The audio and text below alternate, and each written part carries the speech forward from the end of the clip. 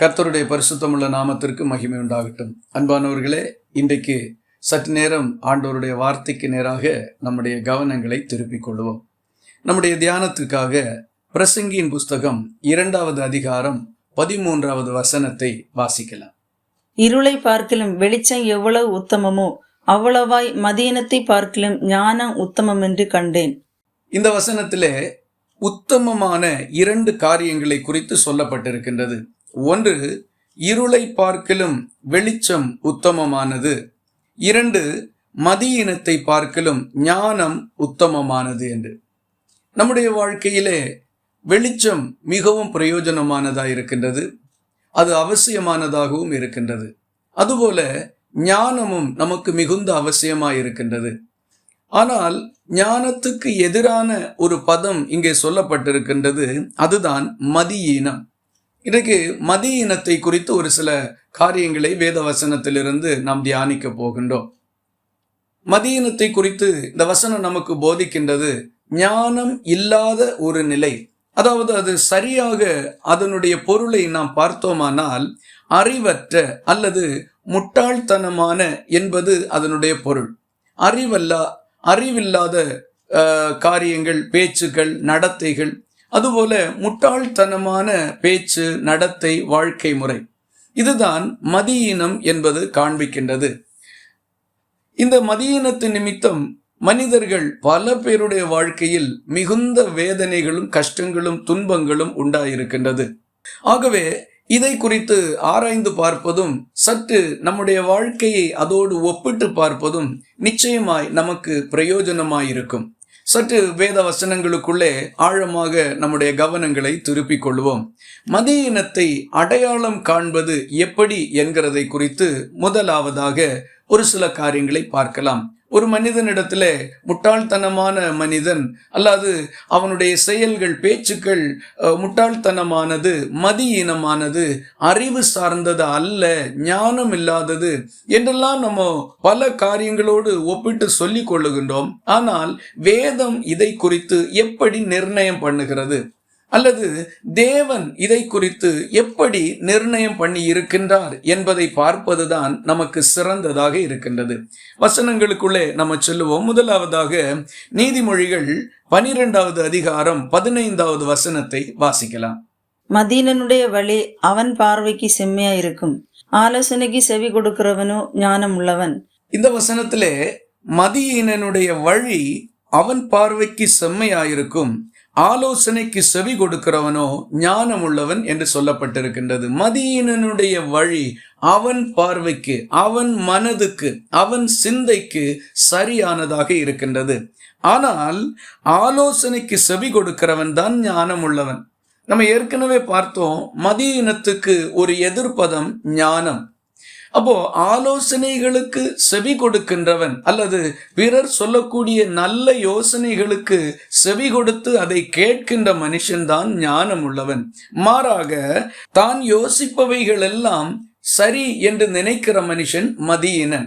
நான் சொன்னால் அது சரி, நான் சொன்னால் அதை எல்லாரும் ஒத்துக்கொள்ள வேண்டும், சரி என்று சொல்ல வேண்டும், ஏற்றுக்கொள்ள வேண்டும், அதன்படி செய்ய வேண்டும், மாற்று கருத்து சொல்லக்கூடாது, நான் சொன்னதை எப்படி நீங்கள் மாற்றலாம், நான் சொன்னதை தவறு என்று எப்படி நீ சொல்ல முடியும், நீ எதை வைத்து நீ அப்படி சொல்லுகிறதற்கு முடியும், நான் சொல்லி இருக்கிறேன், நான் தீர்மானம் பண்ணி இருக்கிறேன், இப்படித்தான் செய்ய வேண்டும் என்று சொல்லக்கூடிய மனோபாவம் மதியீனம் என்று இந்த வசனம் சொல்லுகிறது. அன்பானவர்களே, இந்த வேத வசனத்தை நம்முடைய வாழ்க்கையோடு ஒப்பிட்டு பார்க்க வேண்டும். யாரெல்லாம் இப்படி சொல்லுகிறார்கள் என்று தேடுகிறது அதுவும் ஒரு மதியீனம்தான். நான் இப்படி செய்கிறேனா, என்னிடத்தில் இப்படி ஒரு சுபாவம், ஒரு மனோபாவம் இருக்கிறதா என்று சிந்தித்து பார்த்து நம்முடைய வாழ்க்கையை உள்நோக்கி பார்ப்பதுதான் ஞானமான செயலாக இருக்கின்றது. ஆகவே ஞானமுள்ள மனுஷன் பிறருடைய ஆலோசனையை கேட்பான். அது சிறு பிள்ளையாக இருந்தாலும் பெற்றோருடைய நல்ல அறிவுரைகளை கேட்டு வளருவானால் அவன் ஞானமுள்ள பிள்ளையாக இருப்பான். ஒரு வாலிபனாக இருந்தாலும் பெற்றோருடையவும் ஆசிரியர்களுடையதும் தன்னுடைய போதகர்களுடையதுமான நல்ல அறிவுரைகளை கேட்டு அதன்படி தன்னுடைய வாழ்க்கையை வடிவமைத்து பாதைகளை சீரமைத்து கொள்ளுகின்ற மனிதன் ஆசீர்வதிக்கப்பட்டவனாய் ஞானமுள்ளவனாய் சிறந்தவனாக இருப்பான். ஏன்? உயர் பதவிகளில் இருக்கக்கூடிய பெரிய அதிகாரிகள், தேசத்தின் தலைவர்கள், பெரிய நிறுவனங்களினுடைய அதிபர்கள், இவர்கள் எல்லாம் கூட தங்களுக்கு நல்ல ஆலோசனை சொல்லக்கூடிய குழுக்களை அமைத்து அவர்களுடைய யோசனைகளை கேட்டுத்தான் செயல்படுகின்றார்கள். பெரிய அரசியல் கட்சிகள் கூட தங்களுக்கு ஆலோசனை சொல்லக்கூடிய குழுக்களை அமைத்து அதன்படி அவர்களுடைய யோசனையின்படி ஞானமான செயல்பாடுகளுக்கேற்ற வழிகாட்டுதலை கேட்டு அதன்படி தான் செய்கின்றார்கள். அப்படி இருக்கும்போது ஒரு மனுஷன் இவைகளுக்கு நடுவில் நான் சொன்னால் சரியாகத்தான் இருக்கும், அதை யாரும் மாற்றக்கூடாது என்று சொல்லும் பொழுது எவ்வளவு மதியீனமான காரியமாய் இருக்கின்றது. இந்த வசனத்திலே திரும்பவும் பார்க்கின்ற போது மதியீனனுடைய வழி அவன் பார்வைக்கு செம்மையாயிருக்கும். நிறைய காரியங்கள் அவரவர்களுடைய பார்வைக்குத்தான் சரியாக இருக்கின்றது, பிறர் அதை ஒத்துக்கொள்ளுகிறதே இல்லை.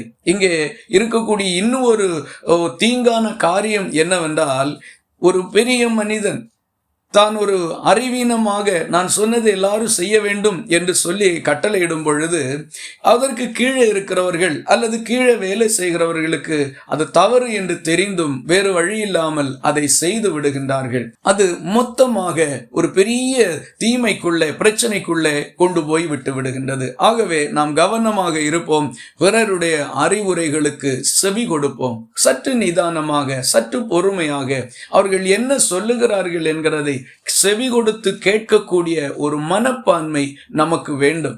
யாரும் எனக்கு தேவையில்லை என்பது மிகப்பெரிய அறிவீனமான காரியமாக இருக்கின்றது. ஆகவே பிறருடைய யோசனைகளுக்கு செவி கொடுக்கின்ற மனுஷன் ஞானமுள்ளவனாக இருப்பான், ஞானமுள்ளவனாக மாறவும் செய்வான். ஆனால் பிறருடைய யோசனைகளை புறந்தள்ளுகிறவன், செவி கொடுக்காத மனிதன் ஞானத்திற்கு மாறான மதியீனமான நிலைக்கு போய்விடுகின்றார்.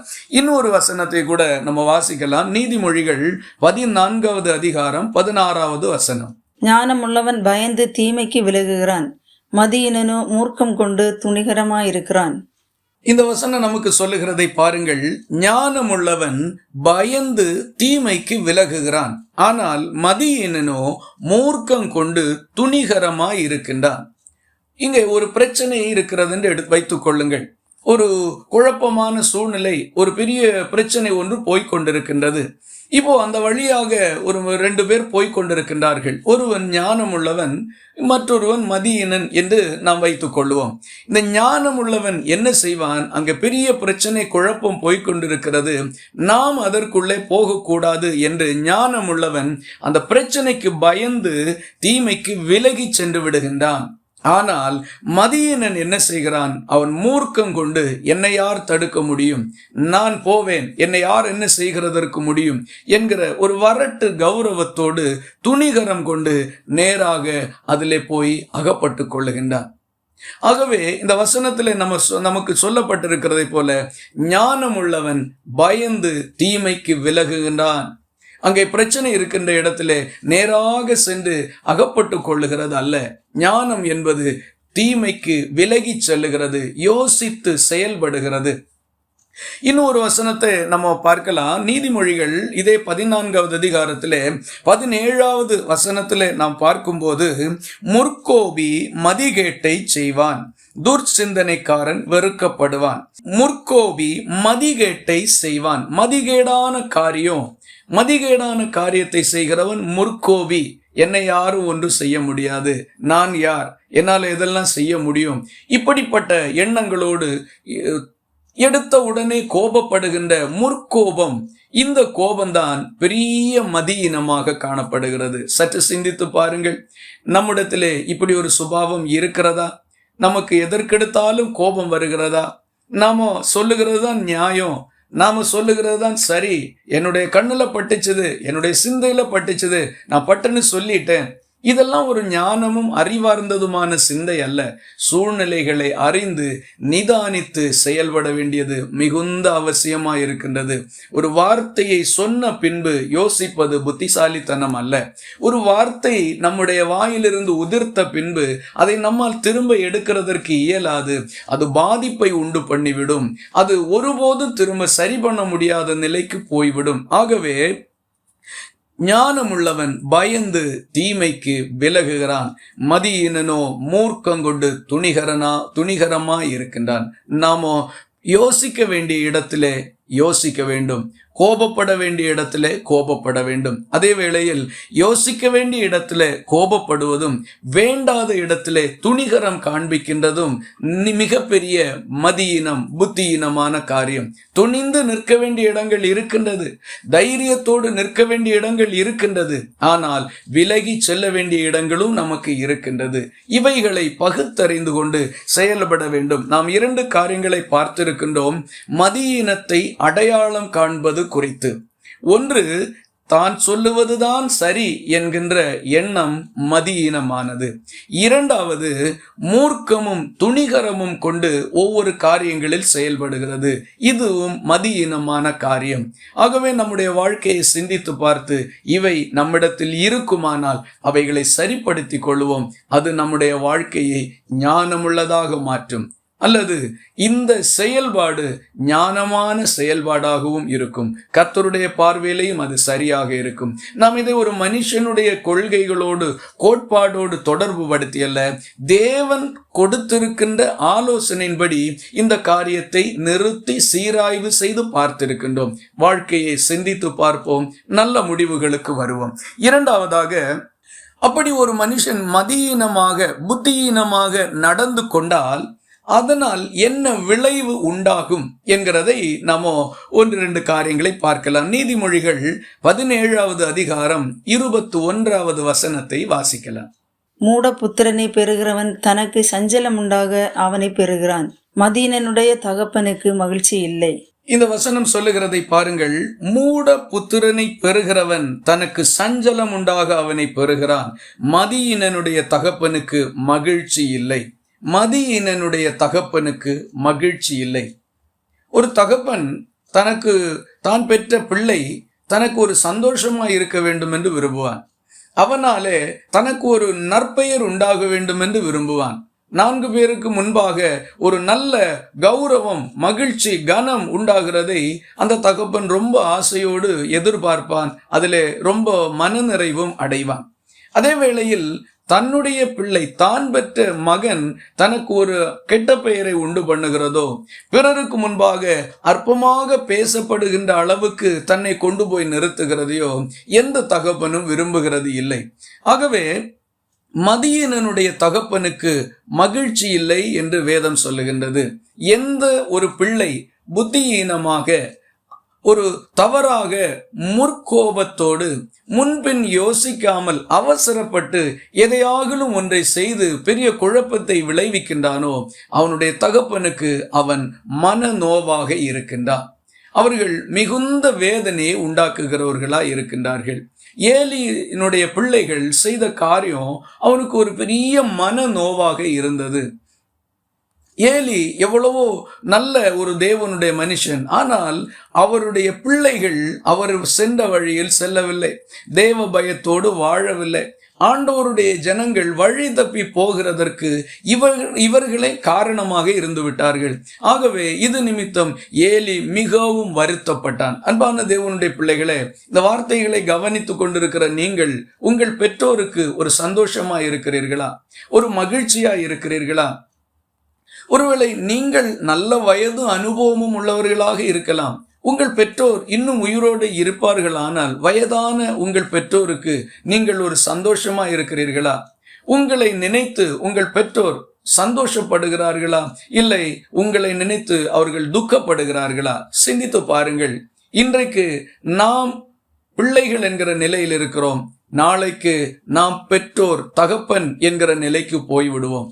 இன்றைக்கு நாம் ஞானமுள்ளவர்களாக நடந்து கொண்டிருப்போமானால் நம்முடைய பிள்ளைகளையும் தேவன் ஞானமுள்ளவர்களாக வளர்க்கும்படிக்கு கிருபை தருவார், போதித்து அவர்களையும் நடத்துவார். மதியினுடைய தகப்பனுக்கு மகிழ்ச்சி இல்லை. இங்கே புத்தியீனமாக ஞானம் இல்லாத செயல்களை செய்கிற ஒரு பிள்ளை அந்த குடும்பத்திற்கு ஒரு துக்கமாய், பெற்றோருக்கு ஒரு கவலையாக மாறிவிடுகிறான்.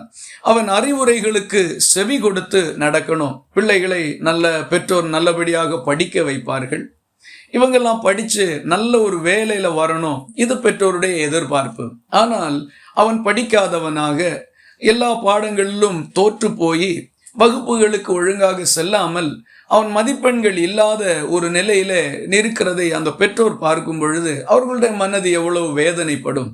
இவர்களுக்கு, இந்த பிள்ளைக்கு படிப்புக்கு வேண்டிய எல்லாவற்றையும் அவர்கள் செய்து கொடுத்தார்கள், அவன் பயன்படுத்தாமல் போய்விட்டான். இப்போ பாருங்கள், நல்ல வேலைகளை குறித்து நம்ம பார்த்தால் சில பிள்ளைகள் சரிவர படிக்கவில்லை அப்படிங்கிறதுனால அவர்களுக்கு ஒரு தொழிலை எதையாகலும் ஒன்றை ஆரம்பித்து கொடுப்பார்கள். வசதி இருக்கிறவர்கள் ஒரு கடை ஏதாகலும் ஒன்றை போட்டு அவனை அதில் உட்கார வச்சிடலாம், அவன் அப்படியாவது பிழைக்கட்டும் அப்படின்னு நினைக்கிற பெற்றோர்கள் பல பேர் உண்டு.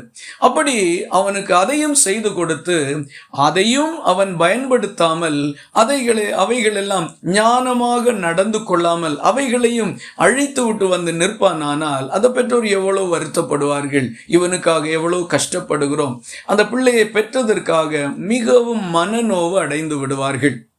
இதுபோல நல்ல தொழில்களை ஆரம்பித்து தோற்று போகிறவர்கள், சில பேர் தவறான நண்பர்களோடு பழக்கம் வைக்கிறது நிமித்தம் இப்படிப்பட்ட நிலைக்கு ஆளாகின்றார்கள். இதுவும் பெற்றோரை வேதனைப்படுத்தக்கூடிய காரியமாக இருக்கின்றது. பல பேர் கடன்பட்டவர்களாக மாறிவிடுகின்றார்கள். இப்படி பொதுவாக நிறைய காரியங்களில் நம்ம பார்க்கும் பொழுது ஒரு பிள்ளை ஞானமுள்ளவனாக நடந்து கொள்ளுவானால் அவனுடைய பெற்றோர் சந்தோஷப்படுவார்கள், இவனை பெற்றதற்காக மகிழ்ச்சி அடைவார்கள். அன்பான தேவனுடைய பிள்ளைகளே, உங்கள் பிள்ளைகள் நீங்கள் சொல்லுகின்ற வார்த்தைகளை கேட்டு ஞானத்தோடு புத்தியோடு நடந்து சிறந்திருக்கும் பொழுது உங்கள் மனது எவ்வளவு மகிழ்ச்சி அடைகின்றது. அப்படியே நீங்களும் உங்கள் பெற்றோருக்கு காணப்படுங்கள். விசேஷமாக நம்முடைய தேவன் பரம தகப்பன் நாம் ஞானத்தோடு இந்த உலகத்திலே வாழுகிறதை பார்த்து மிகவும் சந்தோஷப்படுவார். ஆகவே நாம் நம்முடைய பெற்றோருக்கு ஒரு மகிழ்ச்சியாக இருப்போம். மதியினுடைய தகப்பனுக்கு மகிழ்ச்சி இல்லை. ஞானமுள்ள பிள்ளையை பெற்றெடுத்தவன் சந்தோஷத்தோடு, கனத்தோடு, கம்பீரத்தோடு நிற்பான். இந்த வாய்ப்பு உங்கள் பெற்றோருக்கு நீங்கள் தான் கொடுக்க வேண்டும்.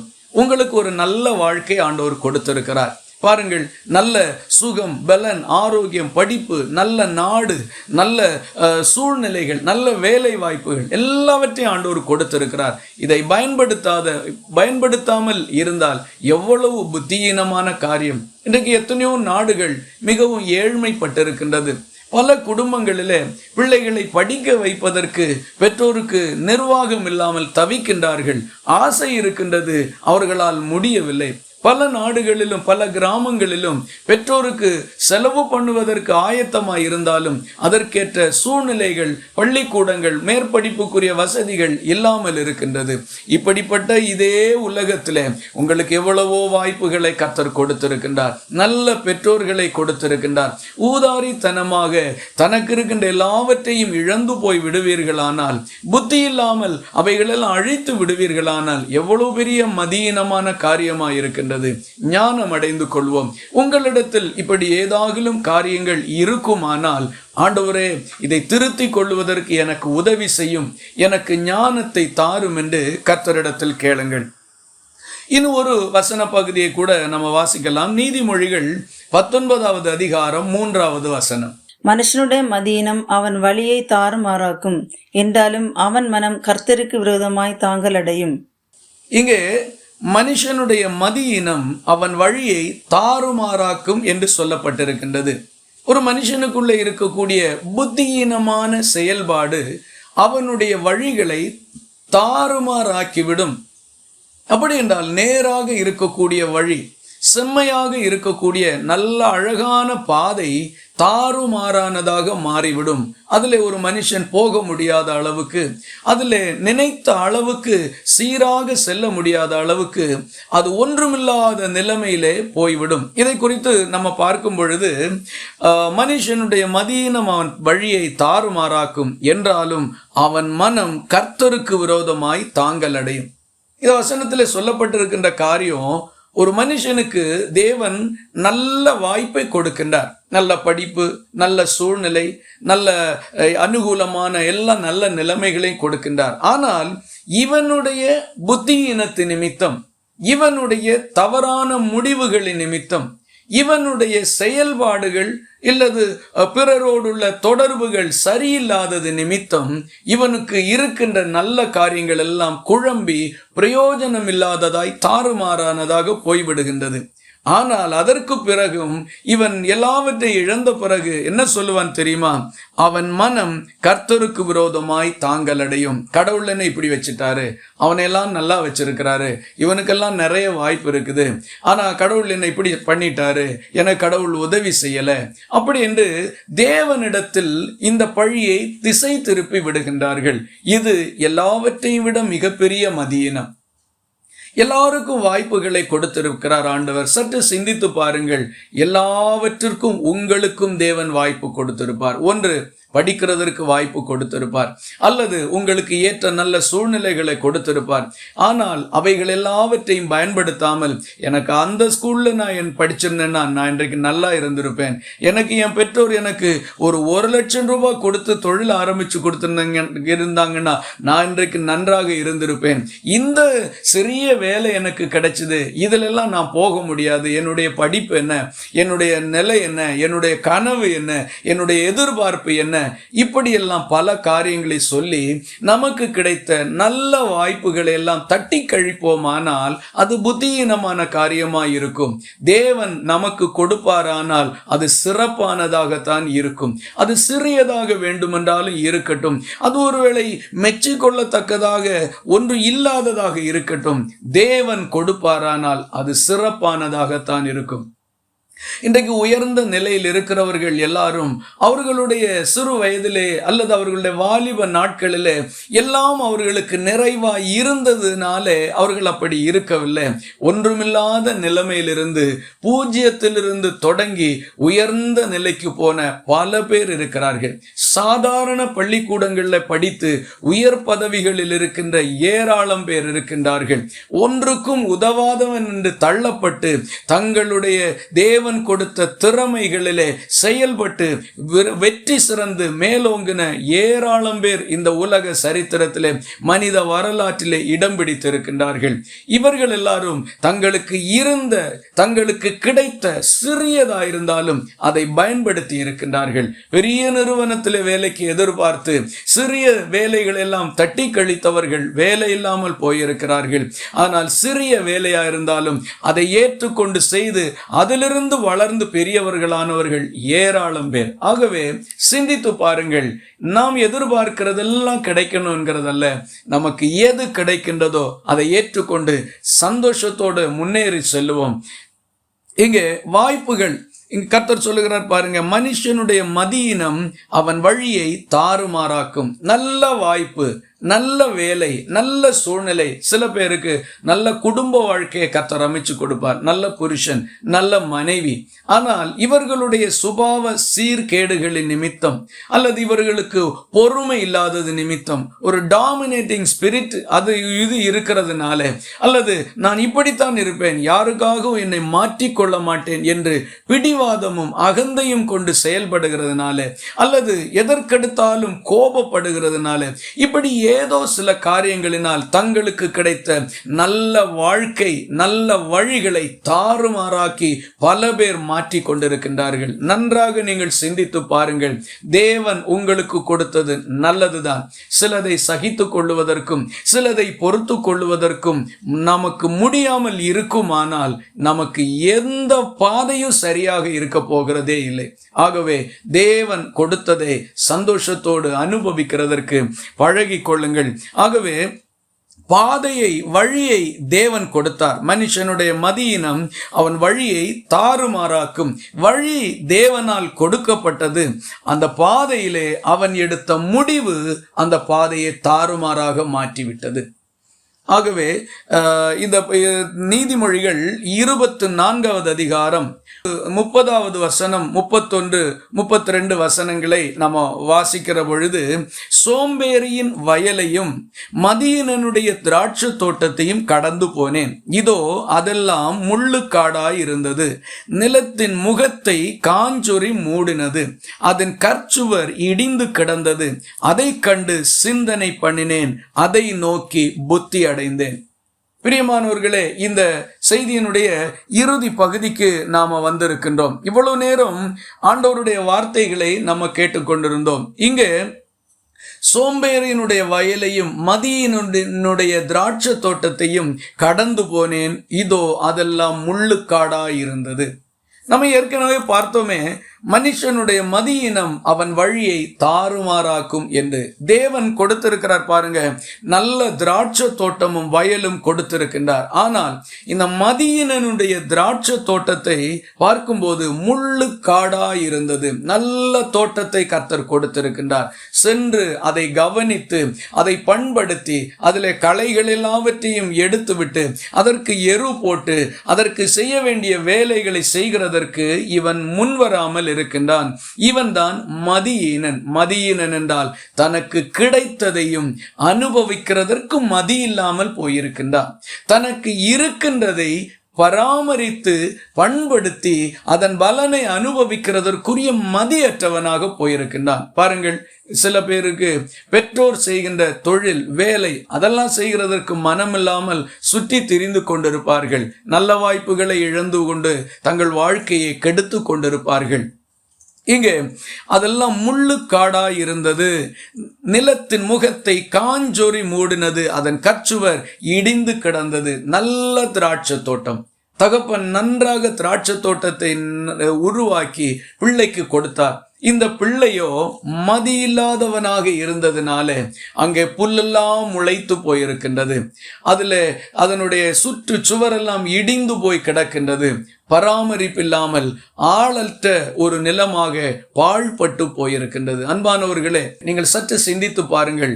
உங்களுக்கு என்னென்ன வாய்ப்புகள் இருக்கின்றது, அதை பயன்படுத்தி கொள்ளுங்கள். ஏதேதோ நினைத்து கொண்டு நல்ல வாய்ப்புகளை எல்லாம் இதுபோல நாசமாக்கி விடாதபடிக்கு ஜாக்கிரதை பட்டு கொள்ளுங்கள். அதை கண்டு சிந்தனை பண்ணினேன். அதை நோக்கி புத்தி அடைந்தேன். ஒருவேளை உங்களுக்கு ஒரு விஷயம், இப்படி ஒரு தவறு நடந்து, இப்படி ஒரு இக்கட்டு இதுபோல உங்களுக்கு வந்திருக்குமானால், இனிமேலாகிலும் புத்தி அடைந்து கொள்ளுங்கள். இனிமேலாகிலும் சிந்தனை பண்ணி பிறருடைய ஆலோசனையை கேட்டு நீங்களும் முற்கோபப்பட்டு தேவையில்லாத ஏதாகலும் காரியங்களை செய்து ஞானமில்லாத செயல்களினால் உங்கள் வாய்ப்புகளை அழித்து விடாதபடிக்கு அவைகளை முன்னேற்றத்திலே கொண்டு செல்வதற்காக தேவனிடத்திலே ஞானத்தை கேளுங்கள். இங்கே அந்த நம்ம வாசித்த அந்த நீதிமொழிகள் 19:3 கடைசி பகுதி சொல்லுகின்றது, என்றாலும் அவன் மனம் கர்த்தருக்கு விரோதமாய் தாங்கள் அடையும் என்று. தேவன் எனக்கு உதவி செய்யாமல் போய்விட்டார். என்னிடத்தில் ஒரு தவறு வந்து விட்டது, ஆனால் கர்த்தர் எனக்கு இதை கொடுத்திருக்கலாம், ஆண்டவர் எனக்கு கை கொடுக்காமல் விட்டு விட்டார் என்று தேவனிடத்தில் குறை சொல்லக்கூடாது.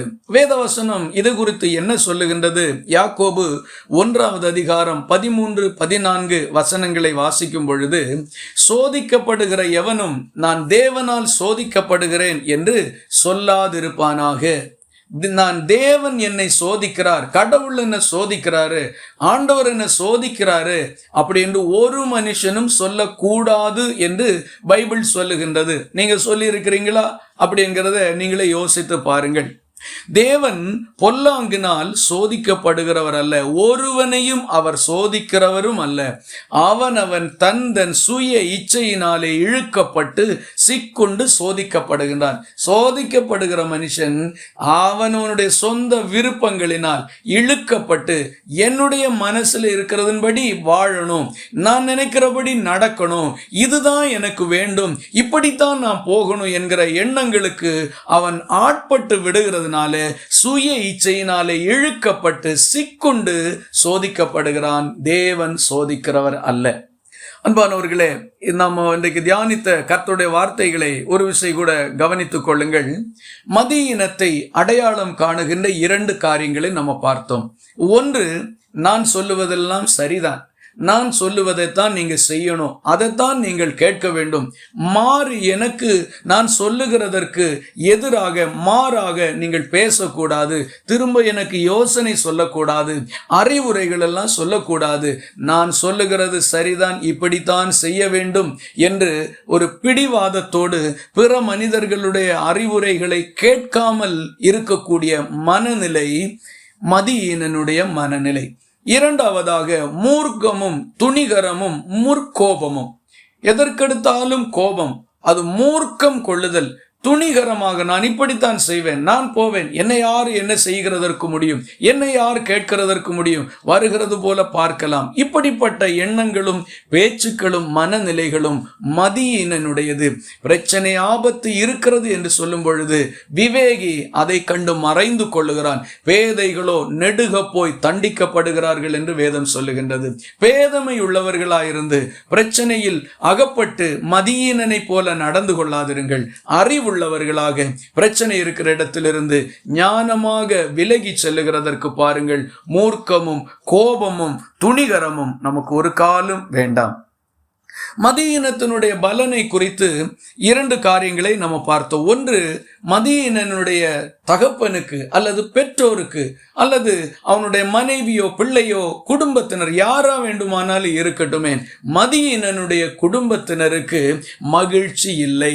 தகப்பனுக்கு மகிழ்ச்சி இல்லை, தாய்க்கு மகிழ்ச்சி இல்லை, மனைவிக்கு மகிழ்ச்சி இல்லை, பிள்ளைகளுக்கு மகிழ்ச்சி இல்லை. நீங்கள் உங்கள் குடும்பத்திற்கு ஒரு மகிழ்ச்சியாக இருக்கிறீர்கள். ஒரு பிள்ளையை அந்த ஒரு குடும்பத்தில் கர்த்தர் கொடுப்பாரானால் அந்த குடும்பத்துக்கு ஒரு சந்தோஷமாய் மகிழ்ச்சியாகத்தான் கர்த்தர் கொடுக்கின்றார். ஆனால் மதியீனன் தன்னுடைய தகப்பனுக்கு மகிழ்ச்சியாக இருக்கிறது இல்லை.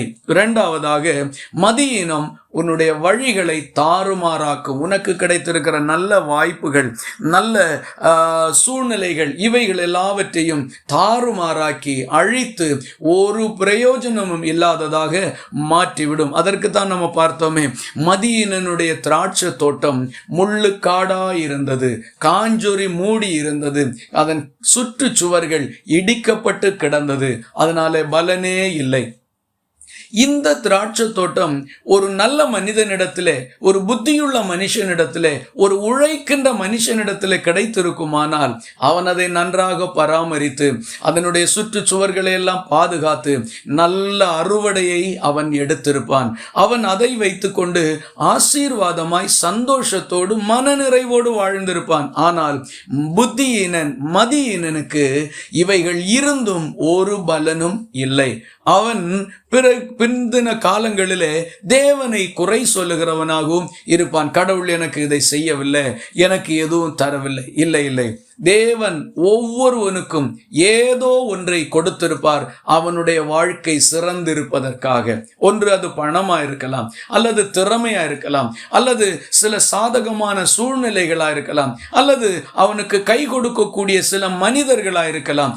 ஏதோ ஒரு வகையில் ஒவ்வொரு மனிதனும் சிறந்திருப்பதற்கு கர்த்தர் ஏதோ ஒன்றை அவனுக்குள் வைத்திருப்பார். ஆனால் இதை தேவன் கொடுத்ததை சிந்தித்து பார்க்காமல் சொந்த சிந்தனைகளிலே, சொந்த கனவுகளிலே மிதந்து மதியீனமாக தன்னுடைய வாழ்க்கையை அமைத்துக் கொள்ளுகிறதுனால் நல்ல பாதைகளும் தாறுமாறானவைகளாக போய்விடுகின்றது. ஆகவே அதை கண்டு சிந்தனை பண்ணினேன், அதை நோக்கி புத்தி அடைந்தேன் என்று சொல்லப்பட்டிருக்கிற வசனத்தின்படி நீங்கள் புத்தி அடைந்து கொள்ளுங்கள்.